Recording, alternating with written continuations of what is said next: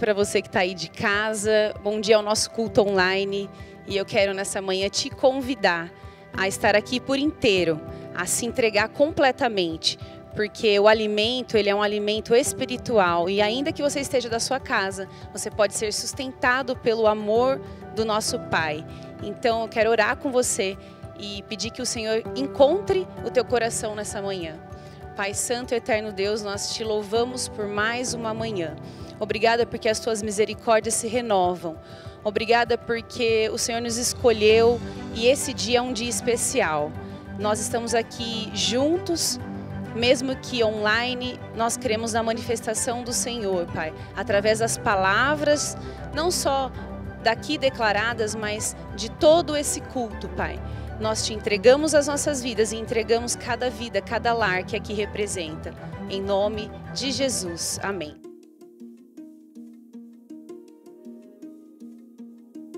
Bom que você continua com a gente hoje. Esse agora é o nosso tempo de fidelidade e generosidade. Eu quero ler com você a palavra em Marcos, capítulo 12, versículos 41 a 44, diz: Jesus sentou-se em frente do lugar onde eram colocadas as contribuições e observava a multidão colocando o dinheiro nas caixas de ofertas. Muitos ricos lançavam ali grandes quantias. Então uma viúva pobre chegou-se e colocou 2 pequeninas moedas de cobre, de muito pouco valor. Chamando a si os seus discípulos, Jesus declarou: afirmo que esta viúva pobre colocou na caixa de ofertas mais do que todos os outros. Todos deram do que lhe sobrava, mas ela, da sua pobreza, deu o que possuía para viver. Querido, querida, que está nesse momento com a gente nessa manhã, tem algo que no meu coração sempre me vem, que é: não tente ser alguém que você não é, porque você vai falhar. E nessa manhã eu quero chamar a sua atenção para se colocar debaixo da fidelidade de Deus, debaixo da generosidade de Deus. Não importa quanto você tenha, eu quero te chamar a atenção para que você não viva olhando para a sua carteira, não viva a partir da realidade da sua carteira, mas viva a partir da realidade do reino, de um Pai, de um Deus que é dono de todo o ouro e toda a prata. Ser fiel e ser generoso, ser dizimista, ser ofertante não tem a ver com a sua possibilidade ou a quantidade que você pode dar, mas tem a ver com saber que você é filho daquele que é dono de todas as coisas. Então, nessa manhã eu quero te desafiar a ajustar a sua frequência para a fidelidade e generosidade de Deus, não importando mesmo quanto você tem. Olhe para o teu Deus nessa manhã, e o convite que eu quero fazer para você é: seja dizimista, seja ofertante e declare a fidelidade e a generosidade de Deus sobre a sua vida. Deus te abençoe em nome de Jesus. Hoje eu vou compartilhar um pouquinho com vocês esse texto de João 15. É um texto muito famoso. né? E esse texto Jesus vem declarando anteriormente, eu sou. Então ele fala nos capítulos anteriores, eu sou o pão da vida, eu sou a luz do mundo. E ele vem explicando, né? Eu sou a porta, eu sou o bom pastor, eu sou a ressurreição e a vida, eu sou o caminho, a verdade e a vida.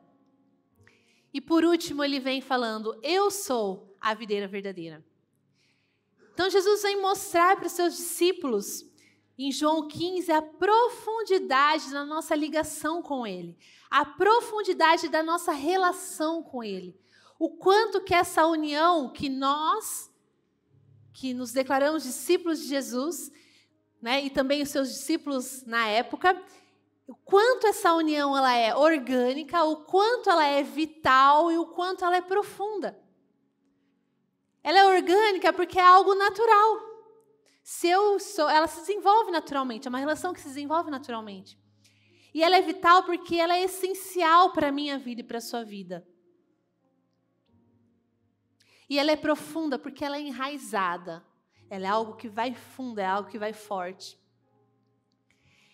Então, esse texto de João 15, né, sobre o eu sou a videira verdadeira, Jesus vem trazer essa comparação, né, da videira, e ela traz ali 4 elementos. A gente vê 4 elementos nesse texto. Ó, o Matuquinha já está dando o ar da graça dele lá. Gosto de falar. Nesse texto a gente vê 4 elementos. O primeiro elemento é a videira. Quem que é a videira? Jesus. Ele está falando, eu sou a videira. E a videira, ela é um símbolo muito forte para Israel. Quando os 12 espias vão lá na terra, lá, e eles trazem o quê? Um cacho de uva gigantesco, né? A videira da uva, tá, gente? Um cacho de uva gigantesco carregado por 2 pessoas. Então, é um símbolo muito, muito vivo para esse povo. Além disso, em diversos textos na Bíblia, em Salmos, em Isaías, em Jeremias, Ezequiel, o povo de Israel é declarado como uma videira. Então, o próprio povo de Deus, nesses textos de Salmos 80, Isaías 5, depois você pode ler, que eu não vou ler aqui, Jeremias 2, Ezequiel 15, sempre se usava essa figura para Israel como sendo a videira. Só que sempre quando é usado isso para o povo de Israel, enfatiza-se o fato de que o povo fracassa. É uma videira ruim, é uma videira que não traz bons frutos. Então Jesus vem em contraste, porque já existe, para o povo de Israel, já existe essa linguagem da videira, tipo, o meu povo é a videira, nós não somos a videira. Então Jesus vem e fala assim, não, eu sou a videira verdadeira. É um contraste muito grande, porque Israel nunca deu bons frutos. Então, o primeiro elemento a gente tem a videira. O segundo elemento é o agricultor. O agricultor é quem, gente? É Deus. E o trabalho do agricultor ou do lavrador, né? A minha Bíblia tem lavrador, é cuidar da videira. O trabalho dele é cuidar. Ele trabalha ali para que a videira possa produzir mais e mais frutos. Então, ele limpa a videira, ele poda a videira, ele corta aquilo que não está produzindo. E ele está sempre atento ao que a videira precisa, ao que a videira está necessitando, ao que ela precisa agora para ela poder frutificar. O terceiro elemento são os ramos. Os ramos somos nós. Somos os discípulos.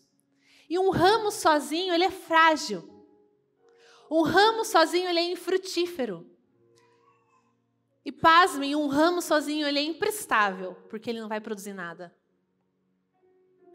O ramo sozinho não é capaz de gerar vida. Porque o ramo, ele precisa ser a extensão da videira. E o quarto elemento são os frutos. O propósito da videira existir são os frutos. Se uma videira ou uma árvore, uma laranjeira, não produz a laranja Para que serve? Para fazer sombra só. Aí você vai lá, querendo chupar uma laranja, você vai lá e cadê? Não tem. Então, o propósito da videira são produzir frutos. E os frutos aqui não são almas para Jesus. Ah, vou ganhar o mundo para Jesus, são almas para Jesus. Os frutos aqui que o agricultor procura, que o lavrador quer, são pessoas cada vez mais parecidas com Cristo. Pessoas cada vez mais semelhantes com Cristo. Alguém aqui já teve a oportunidade de visitar uma viticultura, um parreiral, alguma coisa assim? Meu irmão tinha um na casa dele, nem sei se existe ainda, ele deve ter morrido. Morreu? Tá vivo lá, ele tem um parreiral lá na casa dele. Quem já foi? Já viu uma viticultura, um parreiral, já foi nesses lugares? É lindo, né? Eu acho fantástico. Já fui algumas vezes, e eu não sei se eu dou azar ou só vou em época de frio, mas nunca tem uva quando eu vou. Né? Nunca vi uva nos parreirais. Acho que eu só vou na temporada do preparo ali da terra, né, tal.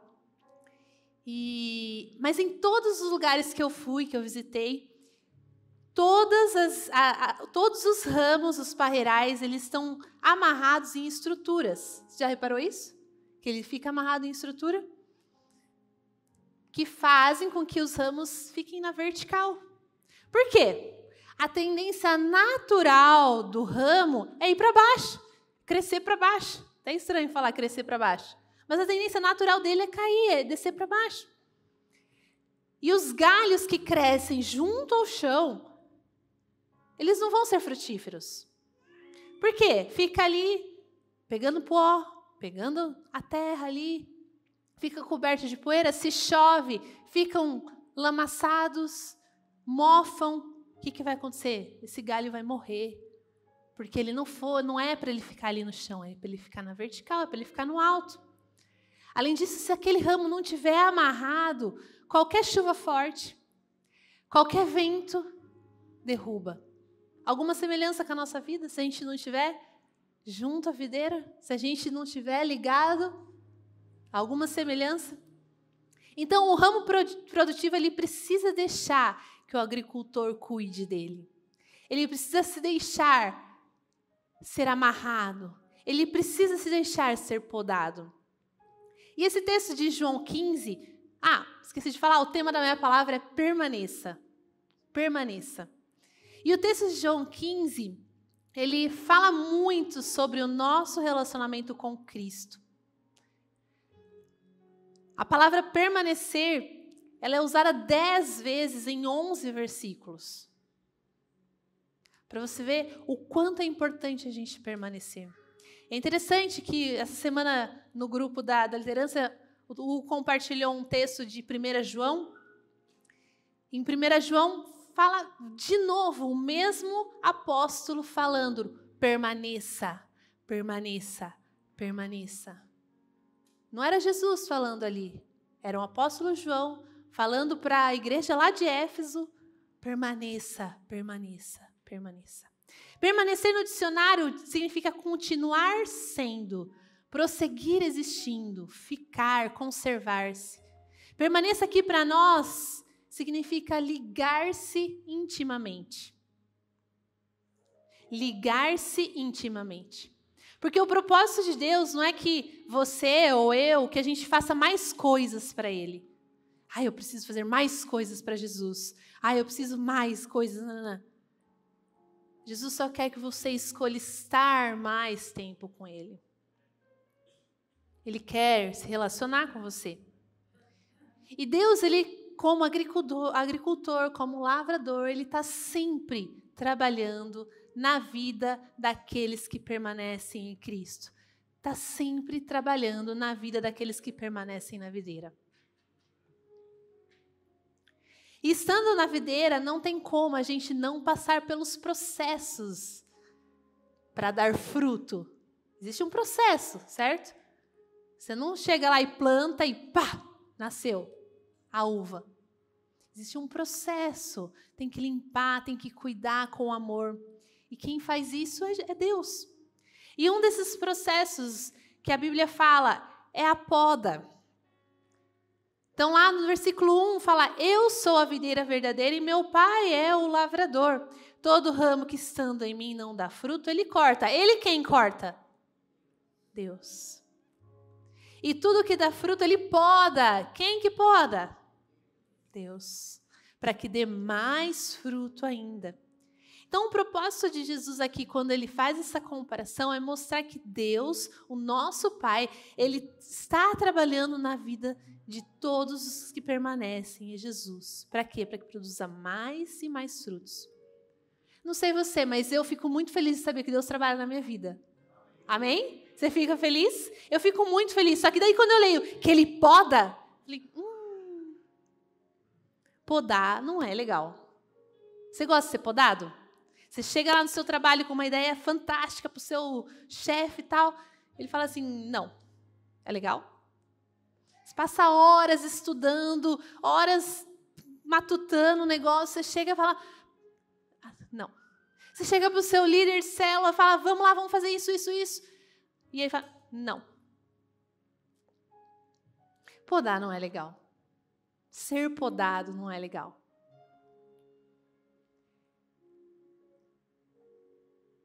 A não ser que tenha gente que gosta, né? Mas não é, a sensação não é legal, certo? Só que Deus, ele faz isso com a gente. Ele faz isso com a gente. Ele vem e fala assim, ei, sabe esse seu pensamento progressista? Sabe esse seu pensamento que está se deixando influenciar por ideologias? Ei, não. Ei, sabe esse pecado? Precisa mudar. Sabe se essa coisinha aí que tá... Não tá certo. A poda é um presta atenção de Deus toda hora. Pá, presta atenção. Pá, presta atenção. Ei, presta atenção. E todo cristão, ele passa pela poda. Não tem como. E ninguém gosta. Ninguém gosta. Você pode falar, eu adoro. Nossa, você já está indo para o céu, porque você é ruim. É ruim. Dói. Só que para ser produtivo é necessário. E a poda, ela significa momentos em que Deus permite que as circunstâncias venham nos tratar. A poda, os momentos de poda podem ser colheitas de decisões erradas do passado. Podem ser momentos de pecados do passado. Eu não sei qual é a situação da sua vida, mas pode ser que você está passando pela poda por algo que você fez no passado, por uma escolha ruim do passado.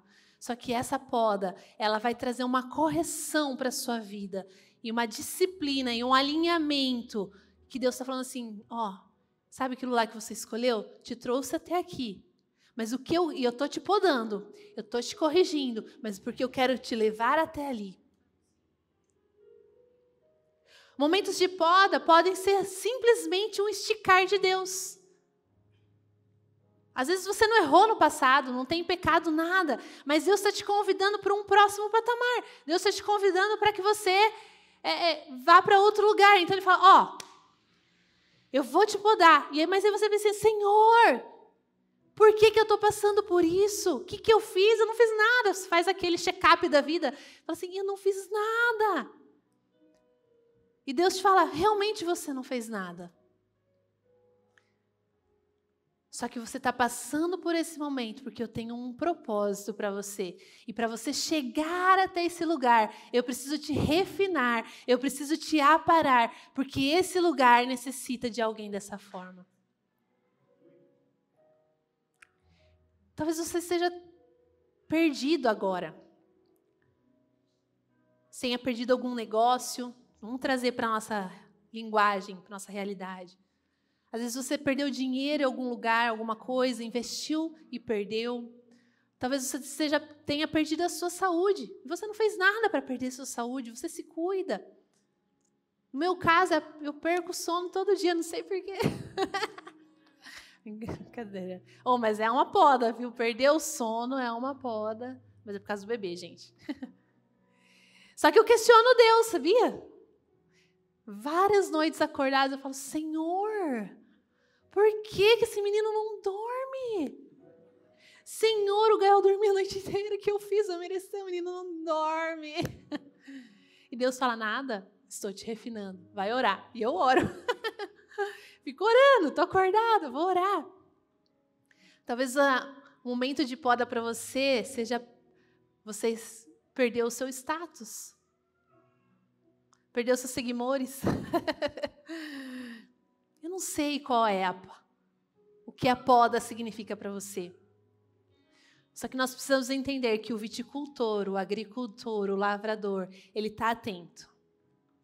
E se você está passando pela poda, é porque é necessário. Porque você precisa gerar mais e mais frutos.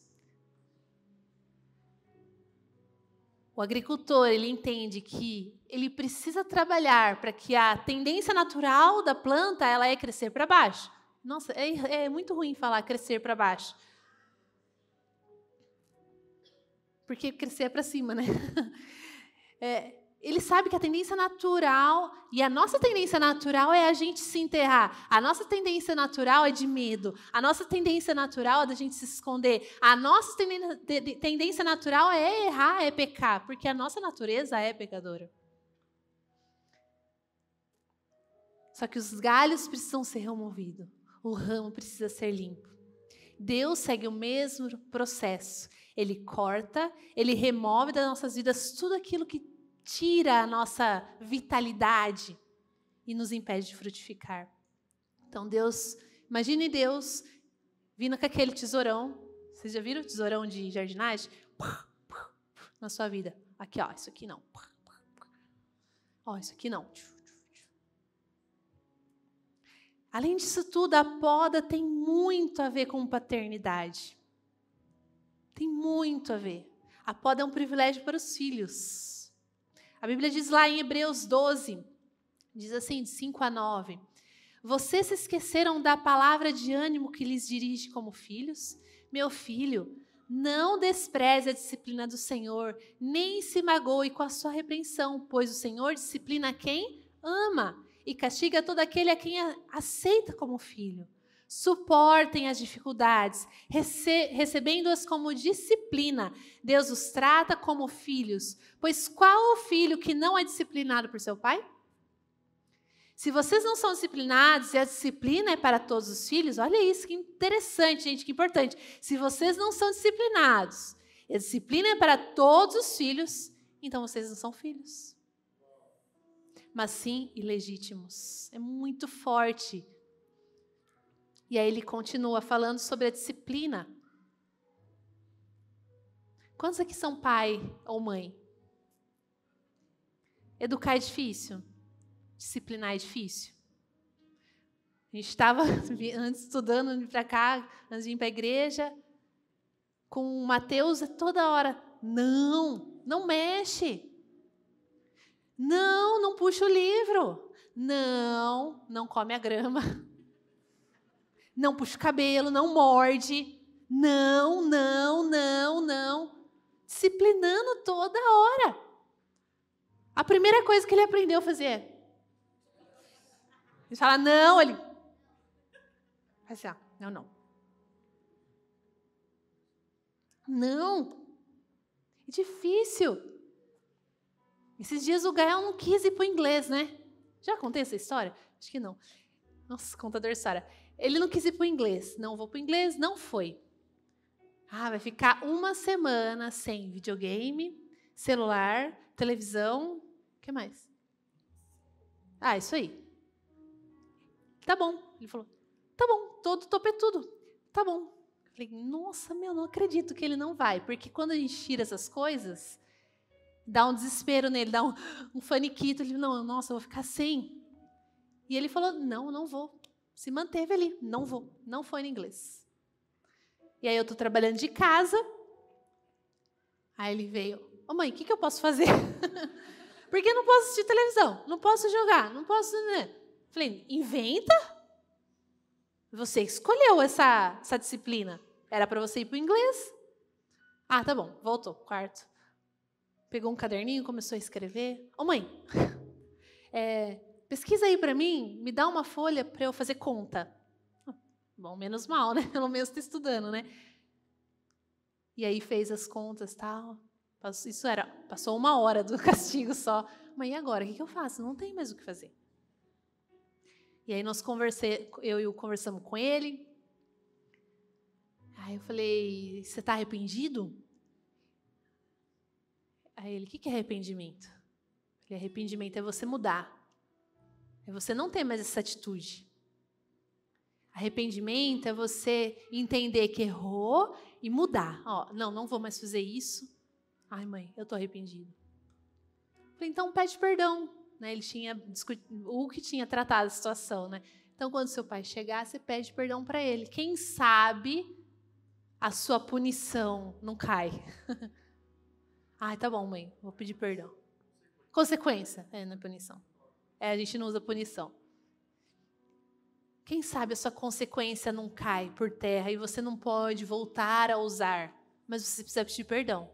E nunca mais você pode ter essa atitude. E ele chegou, ai pai, perdão.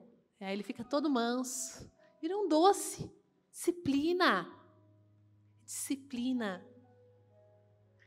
E quem aqui nunca ouviu do seu pai? Ei, você não é todo mundo. Nossa, ouvi muito. Não, mãe, mas todo mundo vai. Não, pai, todo mundo tem. Ei, você não é todo mundo. Já ouviram isso, essa expressão? Já falou isso pro seu filho? Nossa, você não é todo mundo. Porque o pai ama quem ele corrige. O pai precisa disciplinar o seu filho. E Deus é nosso pai, ele precisa nos disciplinar. Deus fala a todo momento, ei, você não é todo mundo, você é o meu filho amado. Agora, se você se ofende com a poda, se você acha que a poda é uma agressão, talvez você ainda não seja um filho, talvez você seja órfão.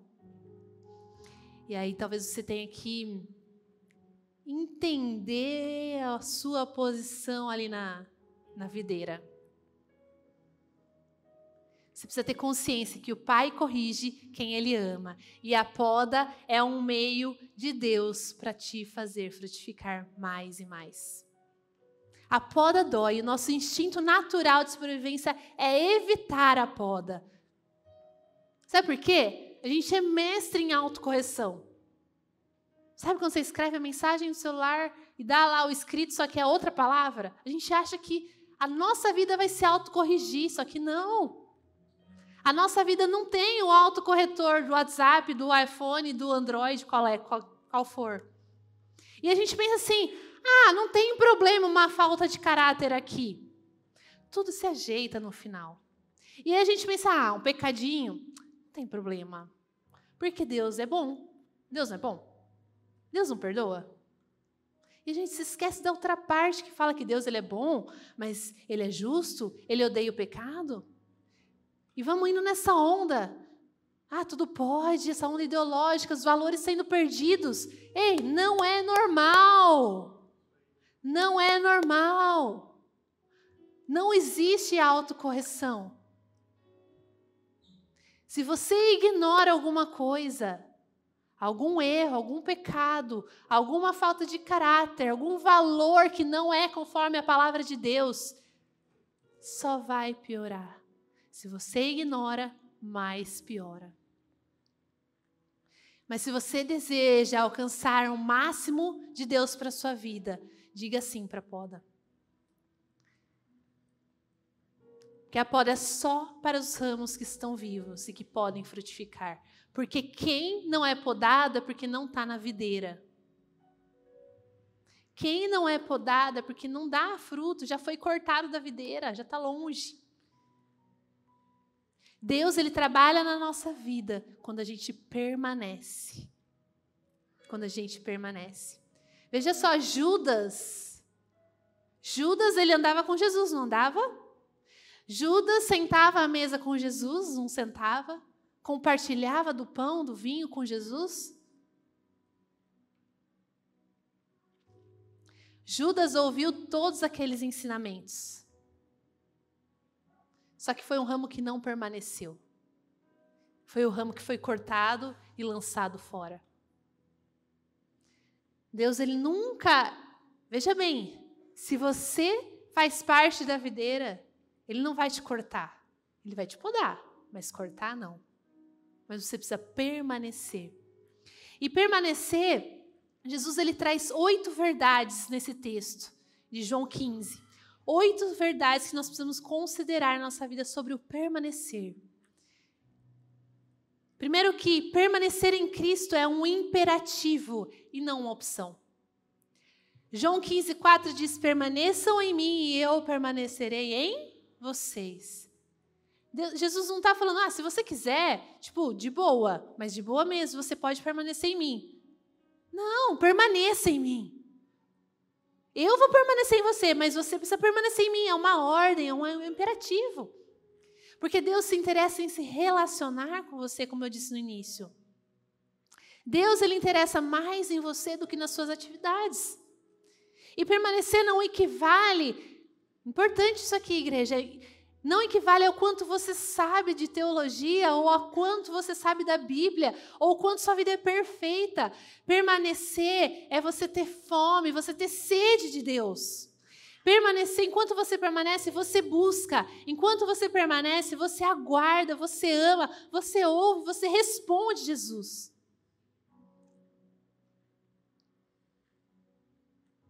Permanecer significa você ter mais Jesus na sua vida, nas suas atividades, nos seus desejos e no seu pensamento. Então, permanecer é imperativo, é uma ordem. O segundo ponto, que permanecer em Cristo é vital para a salvação. João 15:6 é, se alguém não permanecer em mim, será como o ramo que é jogado fora e seca. Tais ramos são apanhados, lançados ao fogo e queimados. Se um ramo não permanecer na videira, ele não tem vida. Como eu disse no início, ele é frágil sozinho, ele é infrutífero sozinho e ele é imprestável sozinho. Eu sei que é pesado falar isso, imprestável. Mas o ramo ali não é capaz de gerar própria vida. Porque todo alimento, toda nutrição e toda força vem de estar ligado à videira. Vem de estar ligado a Jesus. Então não basta você dizer assim, eu sou de Jesus. Quem conhece essa? Eu sou de Jesus. Irmão Lázaro, eu sou de Jesus. Eu acredito em Jesus. Ou postar versículo bíblico. Não adianta. Ou até fazer boas ações, ir lá com a Aline, lá entregar os pão, as cobertas para a galera. Beleza, faz isso. É bom também. Só que isso não dá fruto.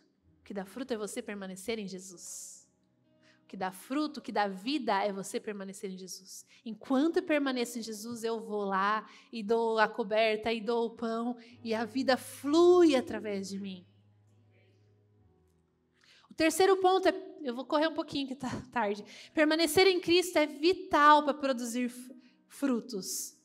João 15:4 e 5, nenhum ramo pode dar fruto por si mesmo se não permanecer na videira. Vocês também não podem dar frutos se não permanecerem em mim. Eu sou a videira de Jesus e vocês são os ramos. Se alguém permanecer em mim e eu nele, esse dá muito fruto, pois sem mim vocês não podem fazer coisa alguma.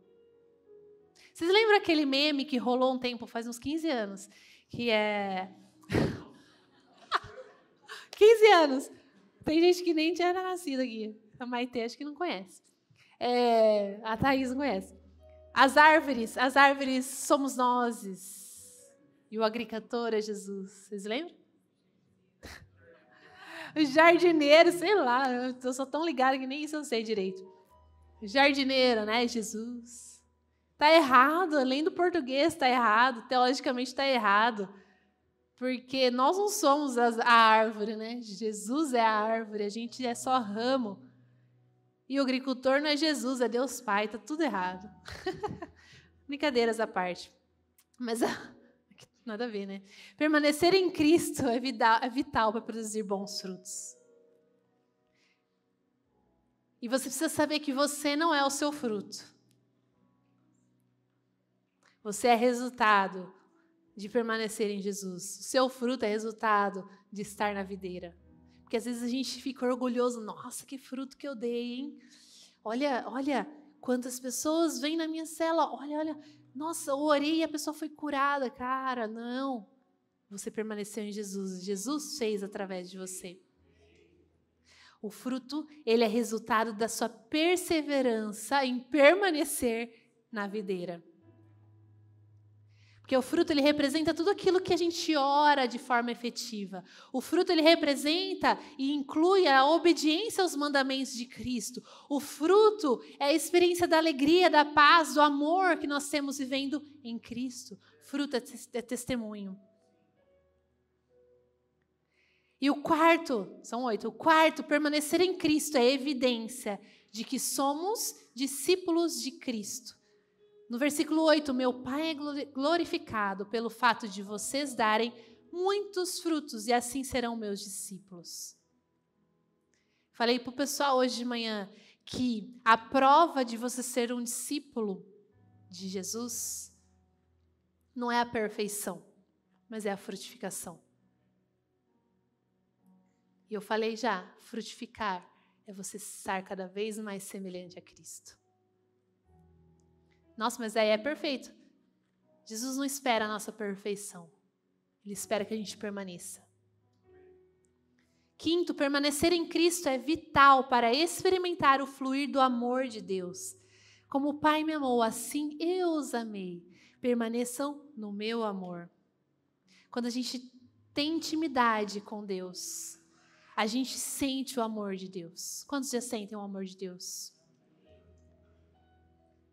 Sabe, quando a gente tem pressa para, de novo, estar naquele lugar, nossa, não vejo a hora de sentir aquela atmosfera, não vejo a hora de sentir o amor de Deus me envolver. Isso só ocorre quando a gente permanece. E Deus, Ele está sempre falando, ei, eu te amo eternamente. Sabia? Eu te amo eternamente. Mas você consegue sentir o meu amor eternamente? Ou será que você se esfria? Porque eu te amo eternamente. Permanecer em Cristo, sexto, leva consigo a promessa de oração respondida. Está lá no versículo 7.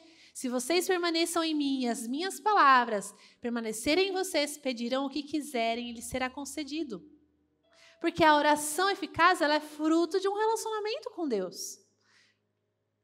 E até estava conversando com o Hugo, né? Às vezes a gente pede, ora, fala, pede as coisas para Deus conforme a nossa vontade.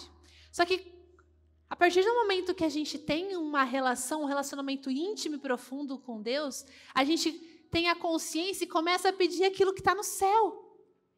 Porque aqui na terra a gente só vai ligar aquilo que está no céu. Então eu tenho tanta intimidade com Deus que eu oro o quê? A palavra. O Senhor é o meu pastor e nada me faltará. Eleva os meus olhos para o monte, de onde vem o que? O socorro. O socorro vem de onde? De Deus. E eu começo a orar essa palavra, aquilo começa a ser uma verdade.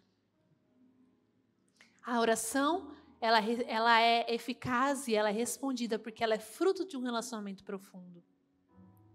Que daí as palavras de Jesus vão começar a formatar o nosso pensamento. As palavras de Jesus vão começar a formatar o nosso agir. E a gente começa a ligar na terra aquilo que já está liberado nos céus. Sétimo, permanecer em Cristo é impossível sem obedecer a Cristo. Versículo 10, se vocês obedecerem aos meus mandamentos, permanecerão no meu amor, assim como tenho obedecido aos mandamentos do meu Pai, e em seu amor permaneço. Quem diz que ama a Cristo, mas não obedece a palavra, você está se enganando a si mesmo. Porque estar na videira requer obediência, requer obediência à palavra do Senhor. E você pode vir aos cultos, você pode chorar, alguém pode vir e orar com você, você pode se emocionar, você pode se alegrar, mas se você continuar vivendo uma vida pecaminosa, você nunca vai conseguir permanecer. Nunca. Porque Deus requer obediência aos mandamentos. E o oitavo e o último, a banda pode vir subindo já. Permanecer em Cristo é o caminho para a alegria. João 15:11 diz que tenho-lhes dito essas palavras para que a minha alegria estejam em vocês e a alegria de vocês seja completa. Quando a gente permanece, a gente passa a experimentar da própria alegria que vem de Cristo. Não é aquele momento, que legal, aquele momento que tá todo mundo junto na festa junina ontem, queria ter vindo, não deu, né? O Hugo tá mascarado, gripado. É uma alegria que não tem entendimento. Sabe, aquele versículo diz da paz que excede todo entendimento? Quando nós permanecemos em Cristo, a paz de Cristo, que excede qualquer... explode dentro de nós. E a alegria de Deus faz o mesmo.